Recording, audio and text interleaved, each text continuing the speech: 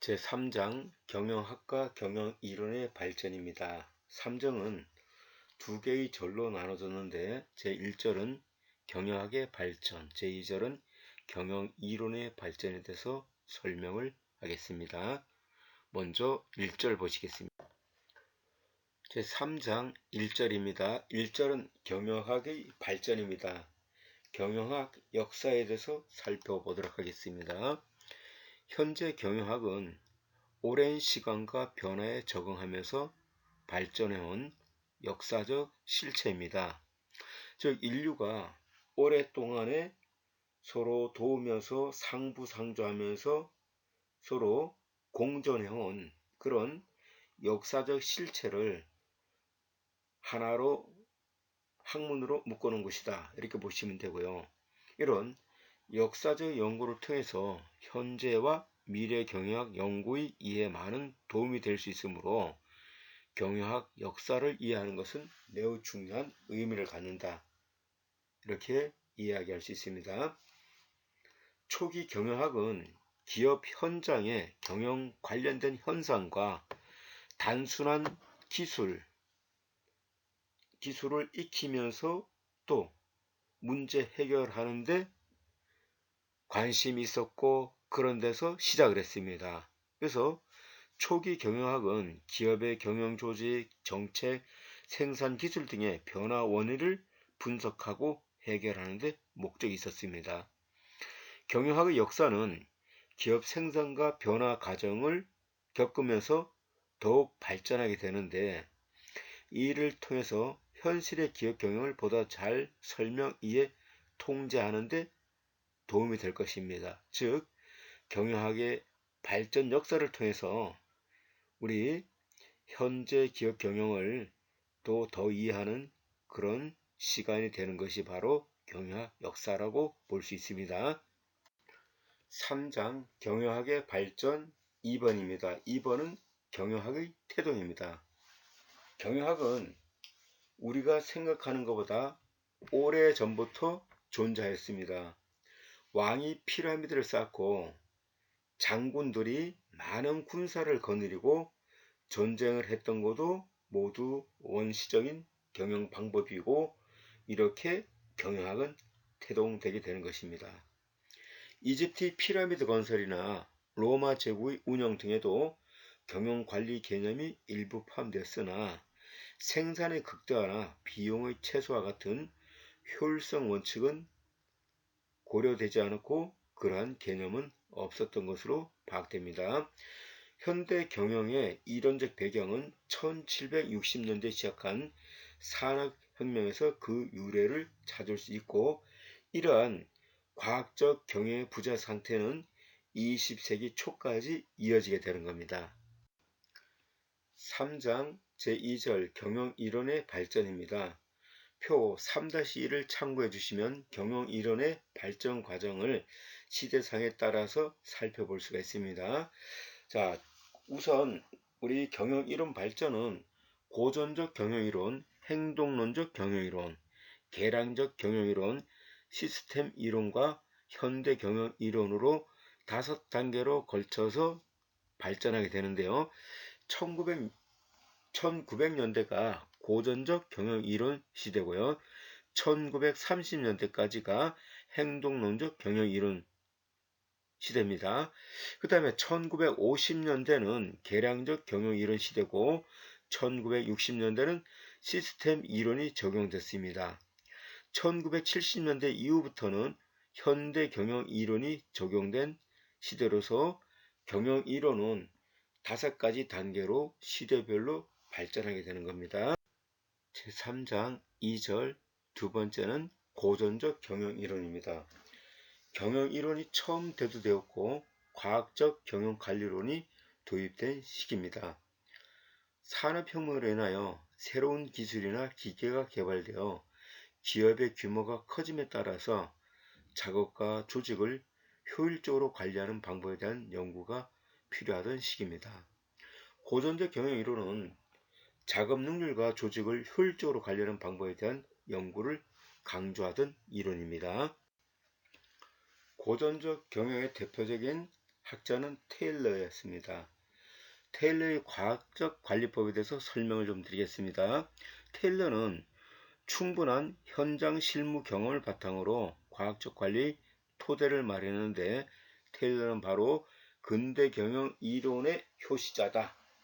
근대 경영 이론을 만든 사람이다. 이렇게 이야기를 할 수 있습니다. 테일러가 과학적 경영관리법을 개발할 당시의 배경은 산업혁명과 남북전쟁 이후 미국 경제가 급속한 공업화 과정을 밟게 되었습니다. 경영자들도 상식과 경험에 의존해 경영을 하고 있었지 전문 경영 지식이 전무했습니다. 따라서 이런 배경 하에서는 노동 문제가 발생하는데, 노동자들은 조직적으로 업무를 갖다 천천히 하는 태업을 하기 시작했습니다. 그러나 테일러는 그 사람들을 갖다가 이해를 시켜가지고 열심히 일을 하게 하는 생산성 향상을 가져오게 되는 거죠. 즉, 노동자들은 왜 조직적으로 태업을 했느냐?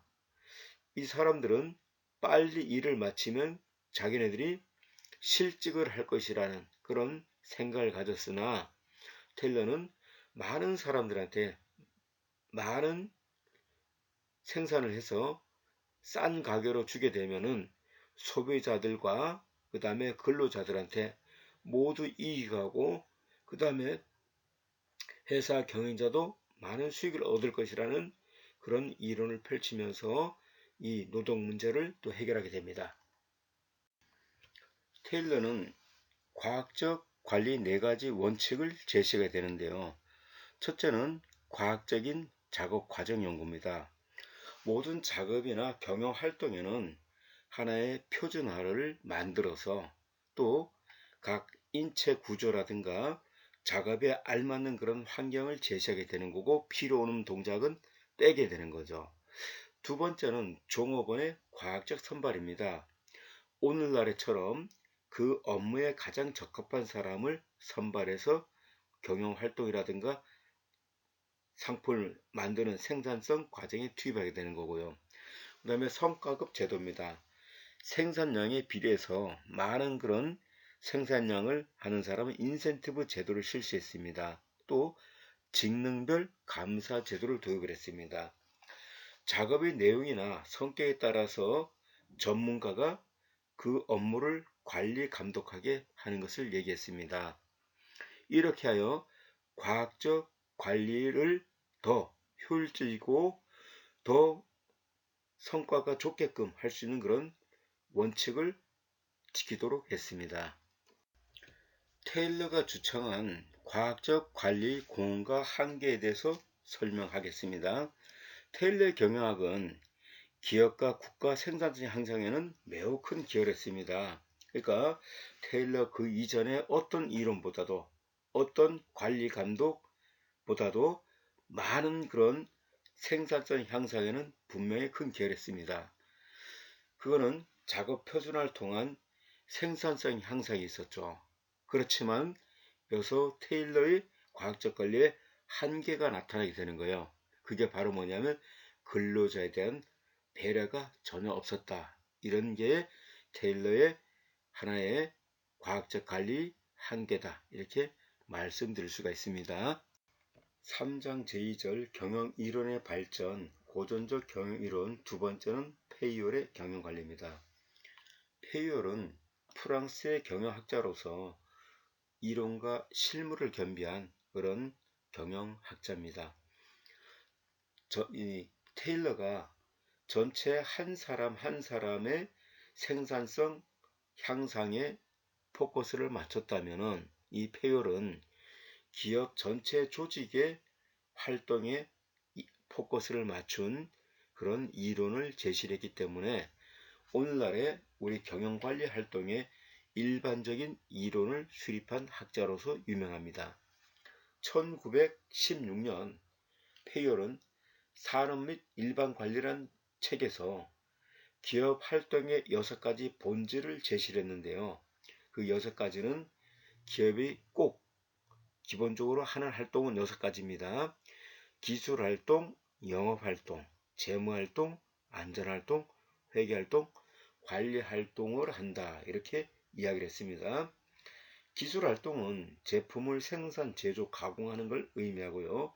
영업 활동은 원료의 구입과 제품의 판매 교환이었습니다. 재무 활동은 자본의 조달과 운영이고, 안전 활동은 종업원과 재산을 보호하는 거고요. 그 다음에 회계 활동은 원가, 수익, 유동성 등의 자료를 기록 평가하는 거고, 관리 활동은 계획, 조직, 명령, 조정, 통제 활동 하는 거였습니다. 표 3-2는 페이올의 기업 활동 개념에 대해서 요약을 해 놓은 것입니다. 페이올의 기업 활동은 6가지 원칙을 제시했습니다. 그 원칙은 기술 활동, 영업 활동, 재무, 안전, 회계, 관리 활동이었습니다. 근데 그 기술 활동은 오늘날 경영 부문에는 생산 부문이 되겠습니다. 영업 활동은 마케팅 부문이고요. 재무 활동은 재무 부문입니다. 안전 활동, 이것은 오늘날 경영 부문의 인적 자원 부문이 되겠습니다. 회계 활동은 회계 부문이고요. 관리 활동은 경영 관리 부문으로 현대 경영에서도 페이올의 이론을 많이 이용해서 쓰고 있습니다. 페이올은 또한 효과적인 경영을 위한 분업, 권한과 책임, 명령 일원화, 공정한 보상, 계층화의 원칙 등 14개의 관리 원칙을 제시하면서 경영에 대한 이론을 더 강화시켰습니다. 이러한 페이올의 경영관리 이론은 1940년대 후반에 영어로 번역되어 미국에 소개됐는데, 매니지먼트 시리얼 정글입니다. 페이올의 관리 5요소를 더 상세하게 설명드리도록 하겠습니다.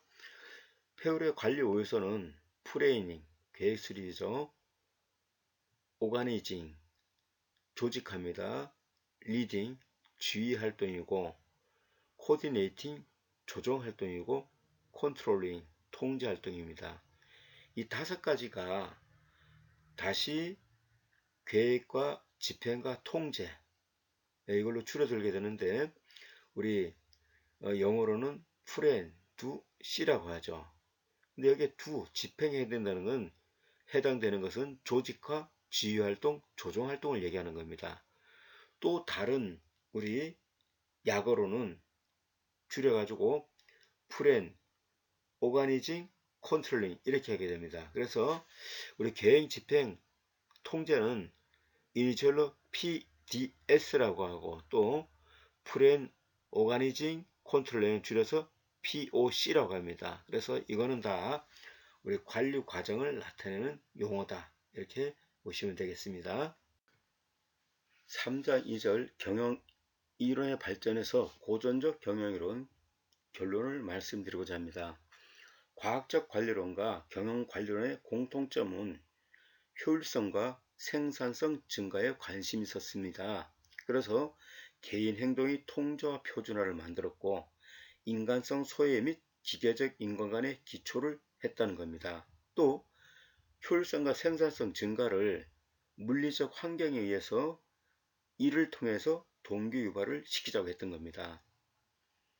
이 테일러와 페이올의 차이점은, 테일러는 현장에서 개인의 생산성 증가, 즉 한 사람 한 사람의 개인의 생산성 증가에 관심을 둔 미시적 접근이라면, 페이올은 조직 전체의 관리 효율성을 증가한 거시적 접근 방법으로 경영을 이해하고 있었습니다.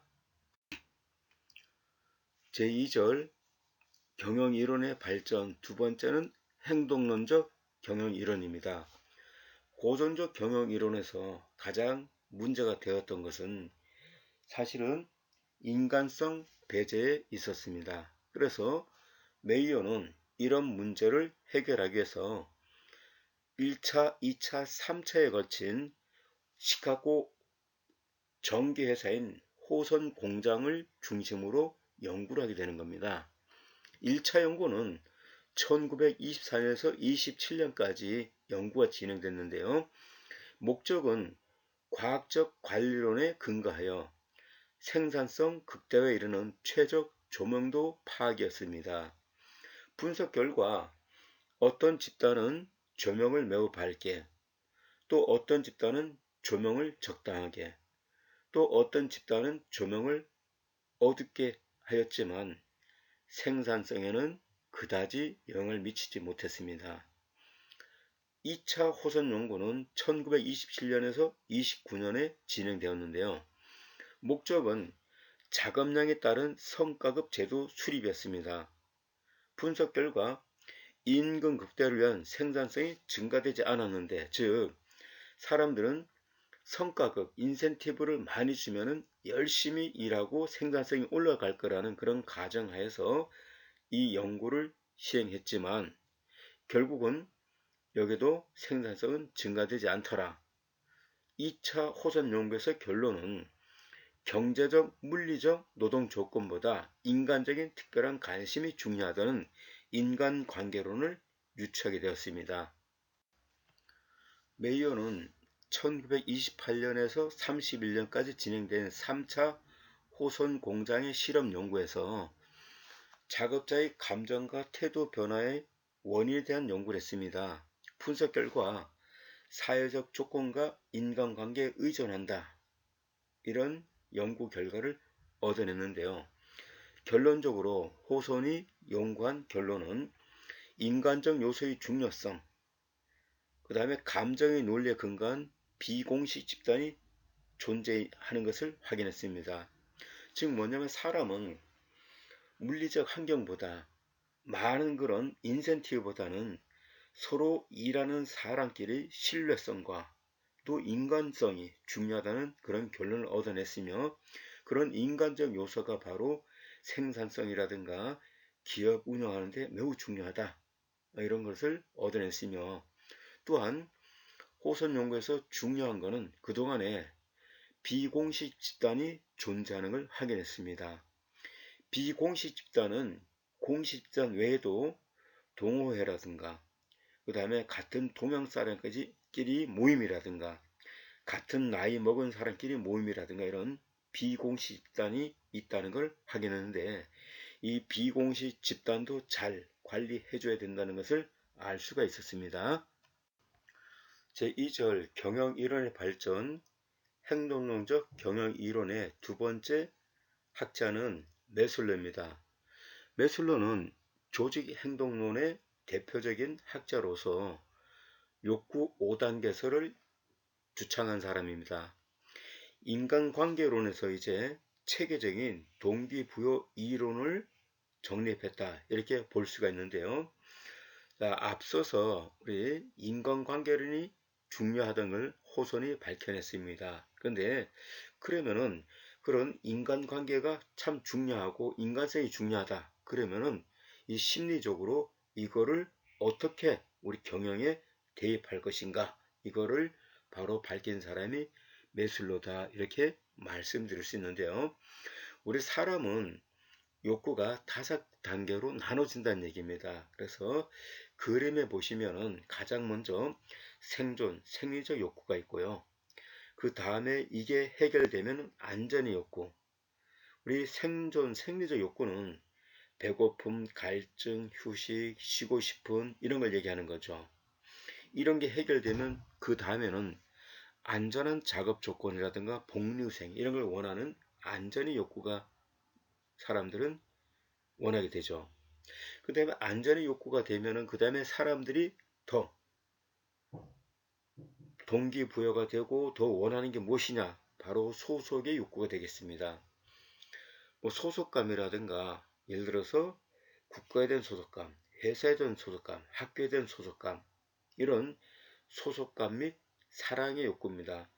서로 소속된 사람끼리 도와주면서 서로 정을 느끼는 그런 소속감 같은 거.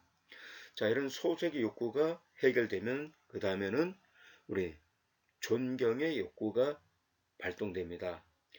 자, 자아 존경의 욕구는 자아 존중과 타인으로부터 있잖아요, 그죠? 어떤 자유스러움 이런 걸 얘기하는 거고요. 최종적으로 메슬로가 얘기한 마지막 가장 높은 실현의 동기부여 단계는 자아실현 단계입니다. 그래서 개인적 자아 성취하는 단계를 얘기하는 건데요. 우리 사람들은 이런 5단계의 어떤 욕구를 갖다가 해결하기 위해서 열심히 일을 한다. 동기부여하게 된다. 이런 어떤 주장을 한 학자가 메슬로입니다. 행동론적 이론 세 번째 학자는 맥그리그입니다. 맥그리그는 메슬로의 욕구 5단계설을 바탕으로 하여 인간관을 두 가지로 분류했습니다. 그래서 이것이 일명 맥그리그의 X와 Y의 이론이 되겠습니다. 맥그리그는 인간관을 두 가지 타입인데 X 이론 타입은 사람은 일을 싫어한다. 고로 관리 감독을 강하며 강압적으로 해야 된다 이론입니다. 그래서 우리 동영상 보시면은 일을 싫어하고 X이론은 조직에 무관심하며 책임 회피를 하며 강제 통제가 필요하고 그 다음에 선천적으로 악한 마음이 있는 이런 바탕을 둔 이론이 X이론입니다.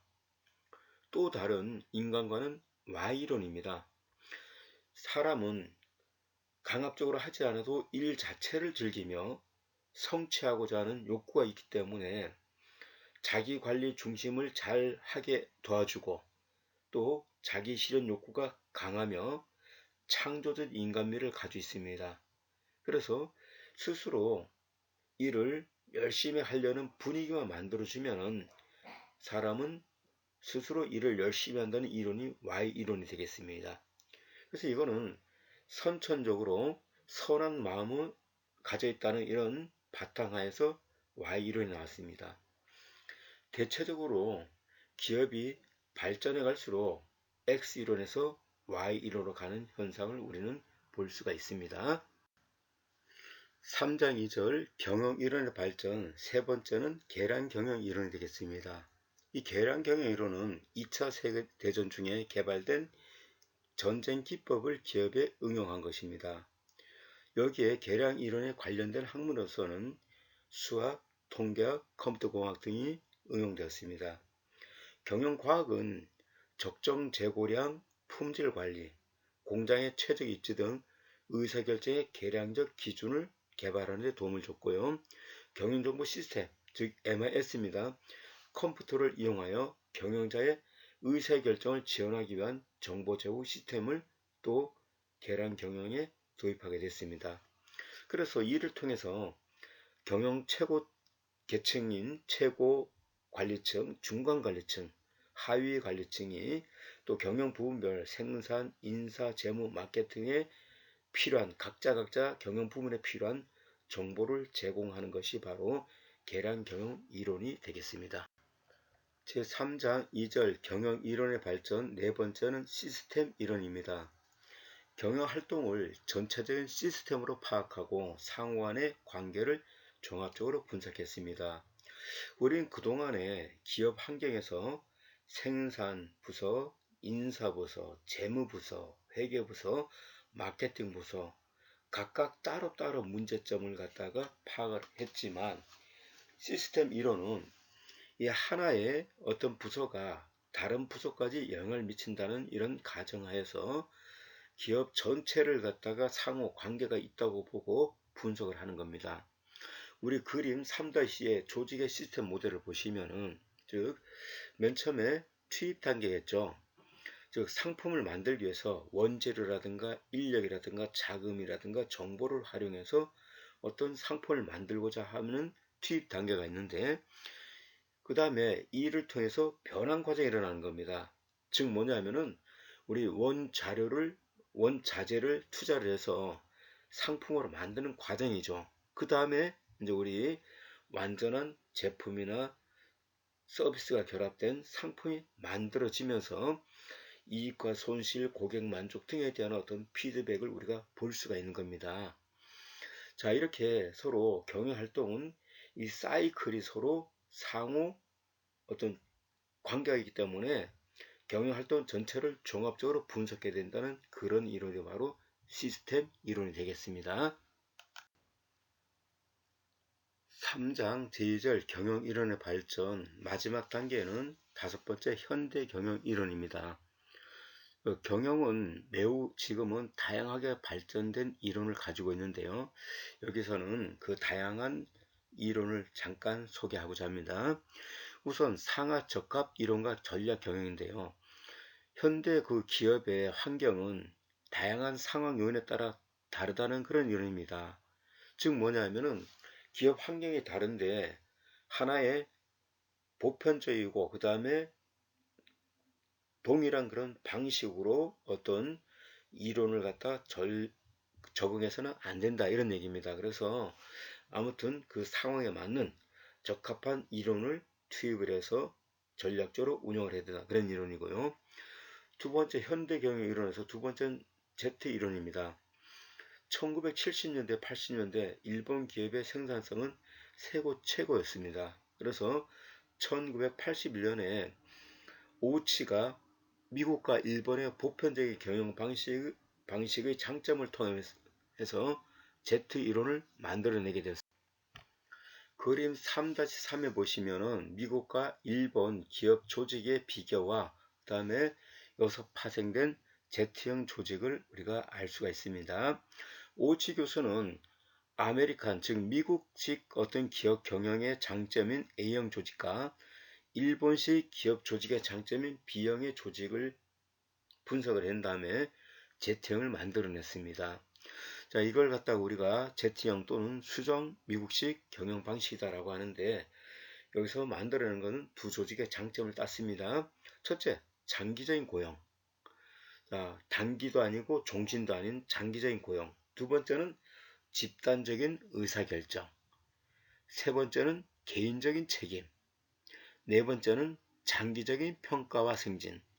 다섯 번째는 공식적인 통제 기구를 가지면서도 비공식적인 통제를 응용을 해라. 여섯 번째, 어느 정도의 경력관리 전문화. 일곱 번째, 가족을 포함한 전반적으로 조직원들의 관심을 갖는 이런 Z형 조직을 제시를 했습니다.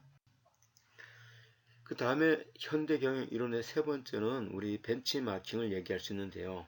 이 벤치마킹은 타 기업의 장점을 내 걸로 만들어서 따라서 하는 거죠. 그래서 시켜서 우리 창조적 모방이다. 이렇게 이야기하는 게 벤치마킹이 되겠습니다. 현대 경영 이론 네 번째는 리엔지니어링과 리스트럭처링입니다. 자, 이 내용은 우리가 뒤에서 다시 한번 이야기할 수 있는 기회가 있으니까 짧게 설명하도록 하겠습니다. 리엔지니어링은 뭐냐면은 그동안에 해오던 업무를 갖다가 혁신적으로 개선을 하는 걸 의미합니다. 리스트럭처링은 사업 영역을 재구축하는 구조 조정을 얘기하는 겁니다. 그래서 현대 경영 이론은 리엔지니어링과 리스트럭처링 이런 쪽으로 점점 요구하게 되는 거죠. 자, 그 다음에 현대 경영은 기타 최신 경영 이론으로서는 지식 경영이 있습니다. 또 윤리 경영도 있습니다. 지식 경영이란 구성원의 노하우, 경험, 아이디어를 갖다 서로 공유하는 거죠. 그래서 데이터를 갖다가 수집을 한 다음에 정보화를 만들어서 이 지식을 서로 기업에서 나눠서 공유하는 거. 그 다음에 윤리 경영, 기업도 사회의 한 구성으로 책임을 다해야 된다는 이런 이론입니다. 사회공헌, 환경보호, 정확한 정보의 투명한 공개 등을 통해서 윤리 경영을 요즘에 많이 실천하는 그런 기업들이 나와 있습니다.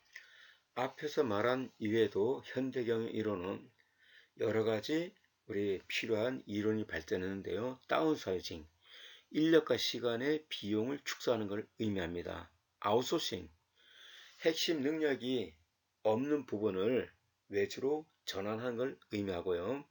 식스 시그마는 경영 활동의 혁신적인 내용을 담고 있는 것인데 품질 개선 활동을 얘기하는 겁니다. 즉 100만 개의 어떤 제품을 생산한다면 그 중에서 두세 개 정도의 불량품만 나오고 나머지는 다 정상품이 나오게 한다는 이런 식스 시그마 운동.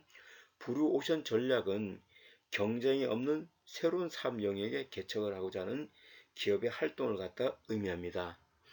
자, 이상과 같이 우리 1장, 2장, 3장을 통해서 1주차 강의를 인터넷 강의로 진행을 했습니다.